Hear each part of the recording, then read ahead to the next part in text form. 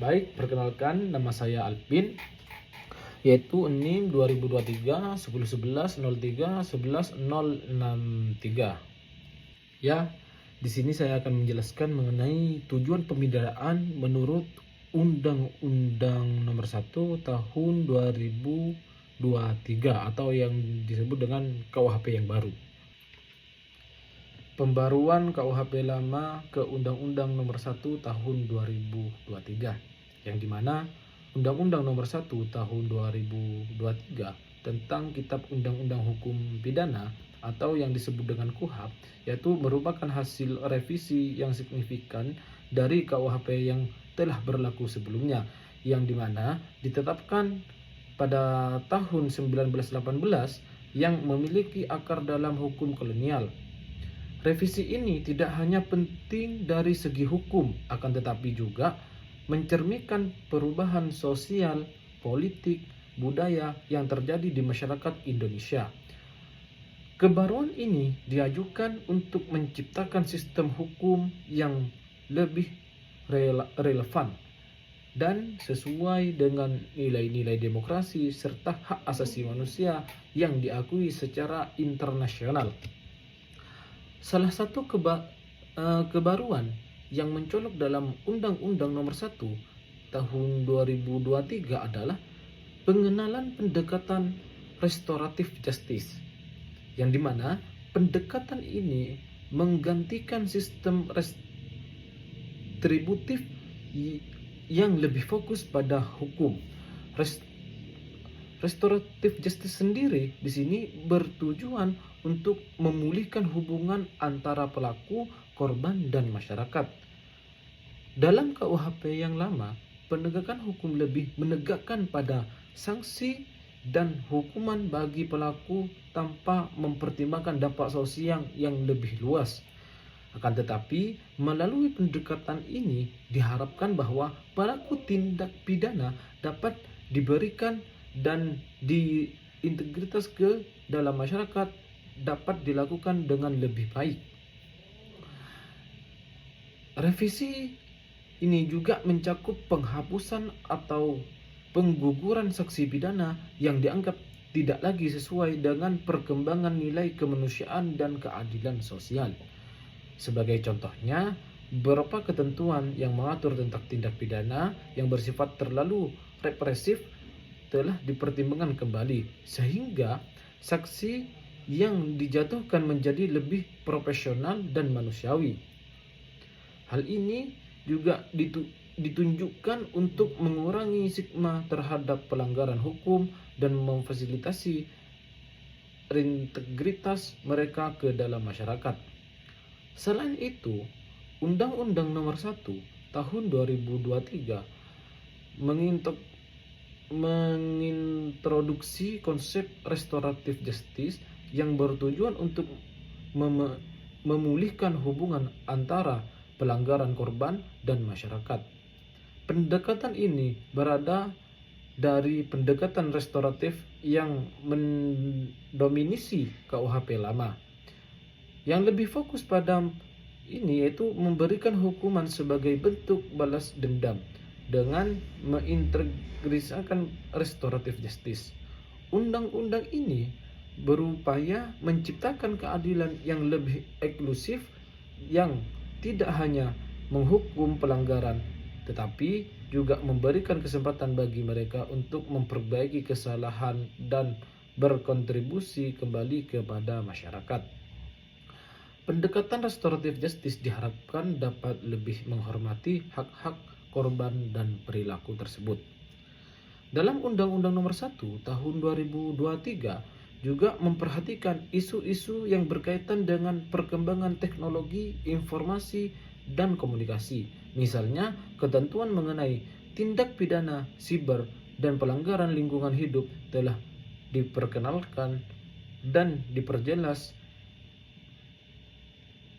Ini juga menunjukkan kesadaran hukum yang lebih baik terhadap tantangan zaman yang dihadapi oleh masyarakat Indonesia, serta upaya untuk memberikan perlindungan hukum yang memadai dan menghadapi kejahatan yang semakin kompleks.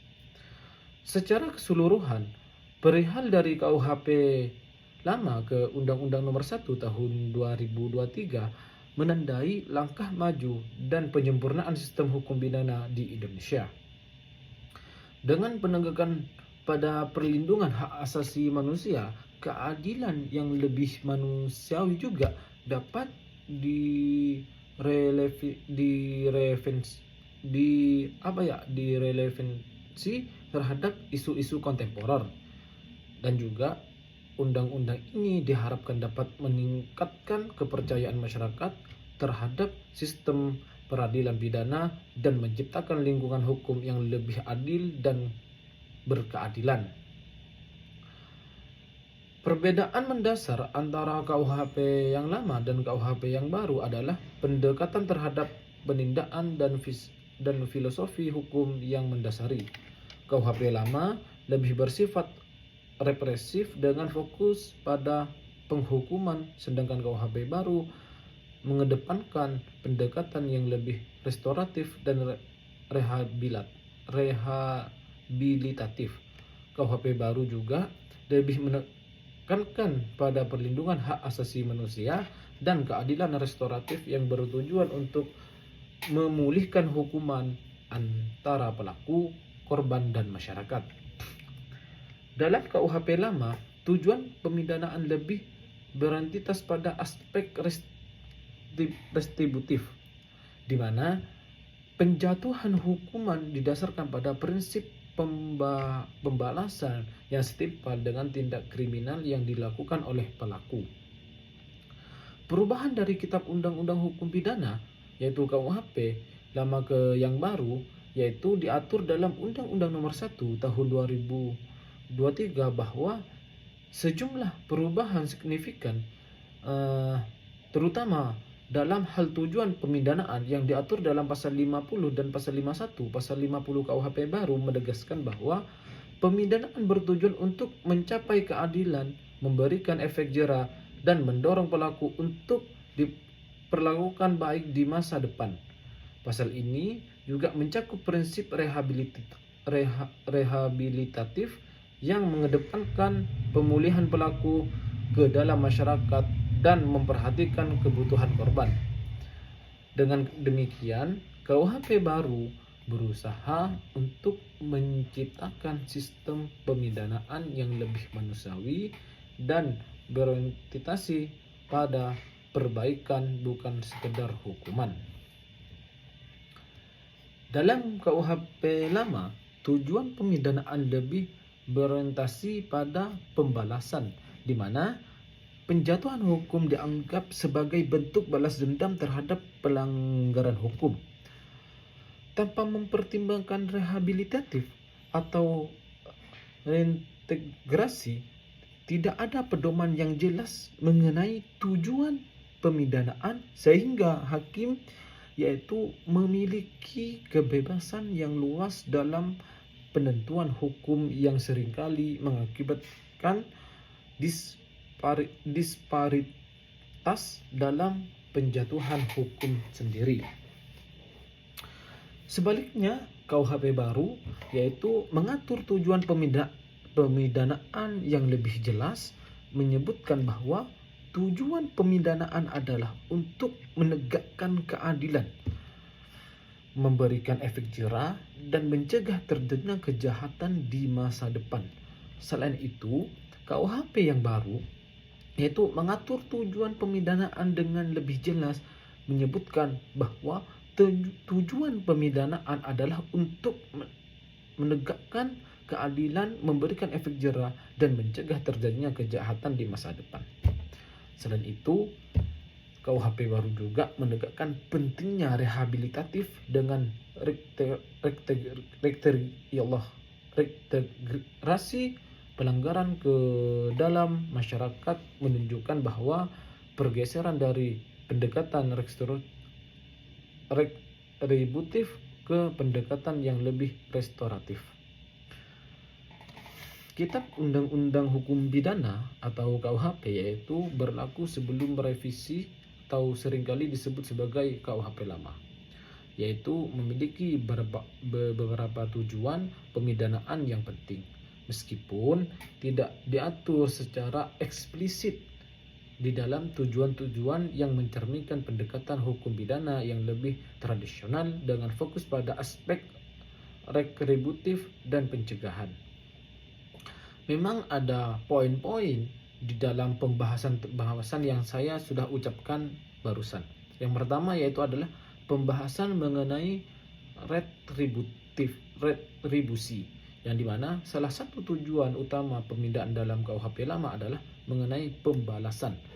Konsep ini berakar pada prinsip bahwa setiap tindakan kejahatan harus mendapatkan imbalan yang setimpal dalam bentuk hukuman. Pembalasan mengenai bertujuan untuk memberikan keadilan bagi korban dan masyarakat dengan harapan bahwa hukuman yang dijatuhkan dapat menjadi bentuk keadilan atau asas perbuatan yang dilakukan oleh pelanggaran hukum tersebut. Yang kedua, yang barusan telah membahas mengenai retribusi, baru saya akan membahas mengenai pencegahan, yaitu pencegahan atau prevensi. Selain itu juga, selain pembalasan, tujuan pemidanaan dalam KUHP lama juga mencakup pencegahan. Pencegahan ini menjadi dua jenis. Yang pertama, pencegahan umum dan pencegahan khusus. Pencegahan umum bertujuan untuk mencegah masyarakat luas dari melakukan tindakan kejahatan dengan memberikan contoh melalui hukuman yang dijatuhkan, sementara pencegahan khusus berfokus pada individu pelanggaran dengan harapan bahwa mereka tidak akan mengulangi perbuatan kriminal di masa mendatang. Selanjutnya yaitu rehabilitasi, yang dimana meskipun tidak sejelas dalam KUHP baru terhadap pemahaman dalam KUHP lama bahwa pemidanaan juga memiliki tujuan rehabilitatif, yang dimana rehabilitasi bertujuan untuk memperbaiki perilaku pelanggaran sehingga mereka dapat reintegrasi ke dalam masyarakat sebagai individu yang lebih baik. Namun fokus utamanya pada periode ini lebih banyak pada aspek retributif dan pencegahan, yang dimana rehabilitatif seringkali menjadi perhatian sekunder. Dengan demikian, meskipun KUHP lama tidak secara eksplisit mengatur tujuan pemindanaan, yaitu prinsip-prinsip dasar tersebut tetap ada dan menjadi landasan dalam penerapan hukum pidana. Perubahan pendekatan dalam hukum baru yaitu mendekatkan rehabilitasi dalam reintegrasi sosial, mencerminkan evolusi pemikiran dalam sistem peradilan pidana Indonesia untuk menjawab tantangan zaman dan memenuhi harapan masyarakat akan keadilan yang lebih manusiawi. Implikasi sosial dari KUHP lama seringkali menghasilkan stigma terhadap pelanggaran, menyulitkan mereka untuk reintegrasi ke dalam masyarakat setelah menjalani hukuman. Akan tetapi dapat memperburuk masalah sosial seperti meningkatkannya angka residivisme dengan penegakan pada rehabilitasi dalam reintegrasi. KUHP baru diharapkan dapat mengurangi stigma terhadap dan meningkatkan peluang pelanggaran untuk kembali ke masyarakat dengan cara yang positif, serta mengurangi angka residivisme karena memberikan dukungan untuk memperbaiki perilaku mereka secara keseluruhan. Paradigma antara tujuan pemidanaan dalam KUHP lama dan baru mencerminkan evolusi pemikiran hukum pidana di Indonesia, di mana KUHP baru tidak hanya berfungsi sebagai alat penegakan hukum tetapi juga sebagai instrumen untuk menciptakan keadilan sosial dan melindungi hak asasi manusia. Dalam KUHP yang baru juga menghadirkan mengenai perubahan mendasar dalam paradigma penegakan hukum pidana, yang dimana jika KUHP lama menitik beratkan pada asas retributif atau yang disebut dengan pembalasan terhadap pelaku kejahatan. Di sini KUHP yang baru mengedepankan asas restoratif dan kero- korektif, yang dimana menetapkan pemidanaan sebagai sarana memulihkan keseimbangan sosial, bukan sekedar membalas kejahatan.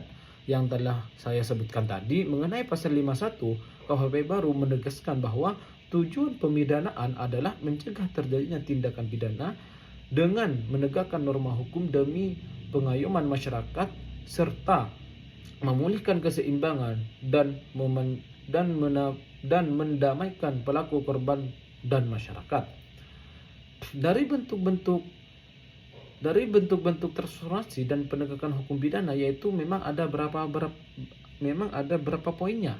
Yang pertama yaitu mengenai transformasi tujuan pemidanaan, yang dimana di KUHP yang baru menegaskan bahwa hukum pidana bukan alat pembalasan, melainkan yaitu sarana pengayoman dan pemulihan terhadap pelaku. Menurut Muladi, mengenai pemidanaan modern harus mengandung 3 fungsi utama. Yang pertama yaitu mengenai perlindungan masyarakat, yang kedua yaitu mengenai pembinaan pelaku, dan yang ketiga yaitu mengenai pemulihan korban. Dalam pasal 51 KUHP yang baru, yaitu merupakan cerminan teori integratif, yang dimana keadilan substantif yaitu tidak hanya mengutamakan kepentingan negara, akan tetapi juga mengenai korban dan pelaku. Yang kedua yaitu transformasi mengenai sistem pemidanaan. Kalau barusan kita berbicara mengenai tujuan pemidanaan, sekarang membicarakan mengenai sistem pemidanaan. Sistem pemidanaan dalam KUHP baru yaitu memperkenalkan sistem pemidanaan yang lebih variatif, yang dimana variatif dan proporsional, yang dimana tidak lagi semata-mata penjara sebagai hukum pokok. Kalau dari KUHP yang lama kan tadi itu menjelaskan yaitu mengenai kepenjaraan, tapi di sini di KUHP baru mengenai sistem pemidanaan yaitu tidak berfokus mengenai, maksudnya bukan tidak berfokus, akan tapi tidak lebih condong mengenai penjara sebagai hukum pokok, yang dimana di sini pemidanaan mengawas pidana, contohnya kayak kerja sosial dan pemidanaan pengganti denda menjadi alternatif yang lebih manusiawi sebagai yang diatur dalam pasal 64 sampai 79 KUHP yang baru. Transformasi tersebut yaitu mengenai transformasi terbesar dilihat pada konsep pidana mati bersyarat, yaitu dijelaskan dalam pasal 100 ayat 1 KUHP yang baru, di mana pelaksanaan hukum mati dapat ditunda dengan masa percobaan 10 tahun dan dapat diubah menjadi pidana seumur hidup apabila terpidana menunjukkan perbaikan perilaku. Kebijakan ini memperlihatkan pergeseran dari asas absolute punishment menuju conditional punishment, sejalan dengan prinsip penghormatan hak hidup yang tidak dapat ditawar, yang diatur dalam pasal 28A Undang-Undang 1945. Selanjutnya yang ketiga yaitu adalah transformasi pertanggungjawaban pidana, yang dimana KUHP baru memperluas cangkupan pertanggungjawaban pidana termasuk tindak korporasi sebagaimana yang diatur dalam pasal 45 sampai 50 KUHP yang baru. Hal ini mencakup kemajuan signifikan karena hukum pidana kolonial hanya mengenai pertanggungjawaban individu. Menurut Romi yaitu mengatakan bahwasanya tanggung jawab pidana korporasi merupakan konsekuensi logis dari perkembangan kejahatan modern yang bersifat kolektif dan tradisional. Selanjutnya yang keempat yaitu adalah transformasi penegakan hukum berbasis restoratif justice. KUHP baru membuka ruang eksplisit bagi penyelesaian perkara secara restoratif. Dalam pasal 54 huruf F dan huruf J, yaitu hakim diberikan kewenangan mempertimbangkan sikap pelaku, tindakan pelaku sesudah melakukan tindakan pidana, dan pemaafan dari korban atau keluarga korban. Konsep ini sejalan dengan peraturan Parpol yaitu UU nomor 8 tahun 2001 tentang penanganan tindak pidana berdasarkan keadilan restoratif. Terus selanjutnya itu peraturan Kejaksaan Agung RI atau yang disebut dengan Perja yaitu nomor 15 tahun 2020 tentang penghentian penuntutan berdasarkan keadilan restoratif, dan peraturan Mahkamah Agung RI yaitu Perma yaitu nomor 1 tahun 2024 tentang pedoman pengadilan perkara pidana berdasarkan keadilan restoratif, yang dimana menegakkan penyelesaian perkara pidana secara damai dan berkeadilan bagi semua pihak. Selanjutnya yaitu transformasi penegakan hukum yang hidup atau yang disebut dengan living law, yang dimana pasal 2 ayat 1 KUHP baru mengatur hukum yang hidup dalam masyarakat berlaku sepanjang sesuai dengan nilai-nilai Pancasila dan prinsip-prinsip hukum umum yang diakui oleh bangsa-bangsa. Ini merupakan bentuk pengakuan resmi terhadap hukum adat atau living law sebagai sumber hukum pidana nasional.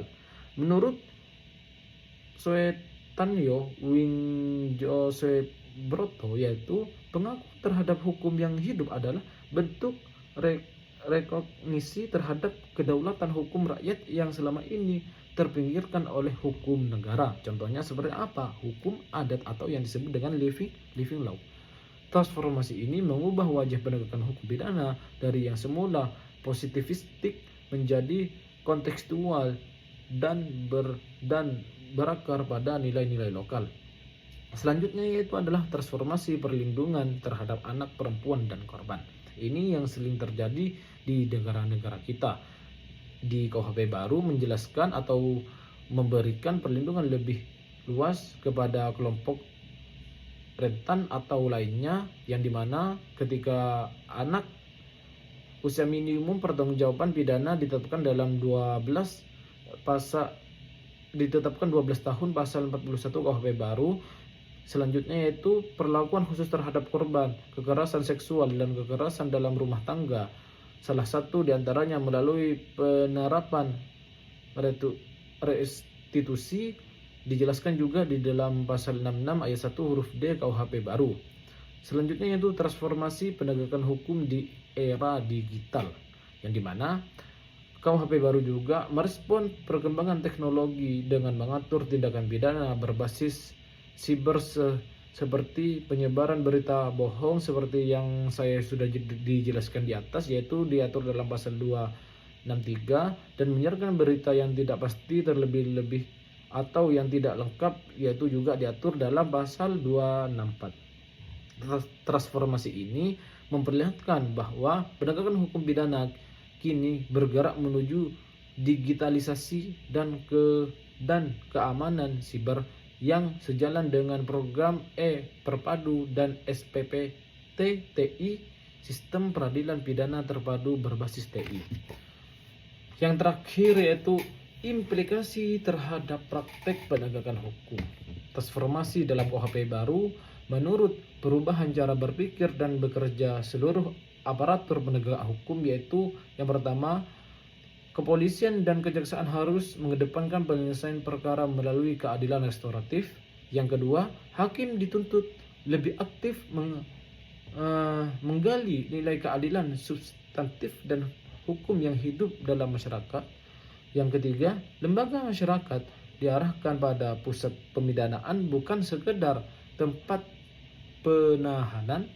Yang terakhir yaitu yang keempat, yaitu digitalisasi proses hukum melalui sistem E-Perpadu dan E-Court, mempercepat,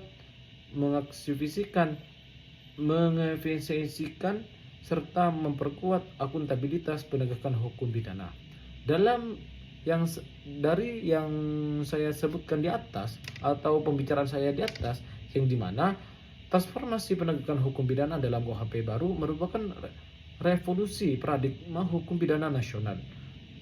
Atau pembaruan ini menegaskan penggeseran dari hukum pidana kolonial yang represif menuju hukum pidana nasional yang berkeadilan, humanis dan kontekstual dengan nilai-nilai Pancasila, dan juga KUHP baru menjadi dasar bagi penegak hukum pidana yang lebih modern, transparan, dan berorientasi pada perlindungan masyarakat serta melindungi korban.